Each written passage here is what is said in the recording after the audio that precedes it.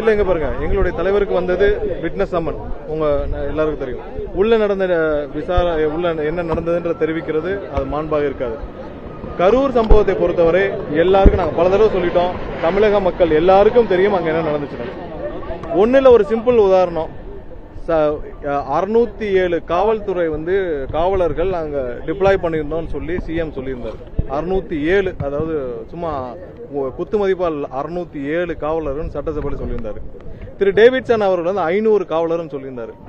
ஒரு சின்ன முரண்பாடு சொல்றேன், ஒரு சின்ன சாதாரண விஷயத்திலே எவ்வளவு முரண்பாடுகள் இந்த அரசியல் ஒவ்வொரு சட்டசபையில் சிஎம் சொன்னதுக்கும் திரு டேவிட்சன் அவர்கள் சொன்னதுக்கும். ஏன்னா அவசரப்பட்டு இவர்கள் பல விதத்தில் இந்த கேஸ்ல நிறைய தவறுகளை இந்த ஆரம்பத்தில் இந்த கரூர் இன்சிடென்ட் நடந்திருந்தோ அது நடப்பதற்கு காரணமாக இருந்ததும் பல விஷயங்கள் தமிழக அரசும் காவல்துறையும் செய்துள்ளது.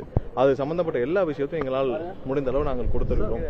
அடுத்ததாக கடந்த வாரம் கரூர் சம்பவத்தில், அதாவது போஸ்ட்மார்ட்டம்ல பல குளறுபடிகள் நடந்துள்ளது என்று நாங்கள் பல புகார்கள் முன்னே கூறியிருந்தோம். அந்த பாதிக்கப்பட்ட இறந்தவர்களின் குடும்பங்களை கூப்பிட்டு காவல்துறையினர் மிரட்டி முன்தேதியிட்டு கையெழுத்து வாங்கியதாக பல புகார்கள் வந்தது. அது குறித்தும் சிபிஐயிடம் நாங்கள் எங்களுடைய புகார்களை தெரிவித்துள்ளோம். ஏன்னா பல இறந்தவர்களுடைய குடும்பத்தினரை அழைத்து அவர்களை மிரட்டி அவர்களிடம் முன்தேதியிட்டு நாங்கள் தான் அவசரமா போஸ்ட்மார்ட்டம் முடிச்சு தர சொன்னோம்னு சொல்லி தமிழக கரூர் நகர ஸ்டேஷன்லேருந்து கரூர் எஸ்பி ஆபீஸ்ல இருந்து கூப்பிட்டு மிரட்டியதாக ஆதாரத்துடன் நாங்கள் புகார்களை தெரிவித்துள்ளோம். அது சம்பந்தமாக விரிவாக விசாரணை நடத்துவேன் என்று சிபிஐ கரூர் விஷயத்தில் நியாயம் கிடைக்கப்பட வேண்டும் அட் எனி காஸ்ட். நேர்மையாக